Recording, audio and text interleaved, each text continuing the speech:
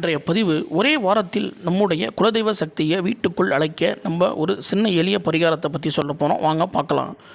முதல்ல ஒரு விரலி மஞ்சள் எடுத்துக்கோங்க. சிறிதளவு ஆற்று மணல், சிறிதளவு சந்தனம், சிறிதளவு குங்குமம், சிறிதளவு விபூதி, சாம்பிராணி. அதாவது நம்ம நெருப்பு கறி உண்டாக்கி சாம்பிராணி போடுவோம். அந்த சாம்பிராணியை ஒரு சிறு துண்டு எடுத்துக்கோங்க. அடுப்பு கறி ஒன்று எடுத்துக்கோங்க. இவை அனைத்தையும் ஒரு சிவப்பு கலர் காட்டன் துணி எடுத்துக்கோங்க. இது எல்லாத்தையும் அதுக்குள்ளே வைத்து ஒரு சின்ன ஒரு மூட்டை மாரி முடிச்ச மாரி கட்டிக்கிங்க. அதை எடுத்துக்கொண்டு போய் நம்முடைய தலைவாசலுக்கு உள்பகுதியில், அதாவது வீட்டுக்கு உள்ள நுழைவோம்ல, அந்த உள் நுழையிற மேல் பகுதியில் ஒரு ஆணி அடித்து அந்த ஆணியில் இந்த மூட்டையை கட்டி விட்டுட்டு தினமும் தீப தூபம் காமிச்சிட்டு வாங்க. ஒரே வாரத்தில் உங்களுடைய குலதெய்வம் வீட்டுக்குள்ளே வர்றதை கண்டிப்பாக நீங்கள் உணர முடியும். இதை பார்த்து கண்டிப்பாக உங்கள் குலதெய்வத்தை வீட்டுக்குள்ளே வரவழைங்க.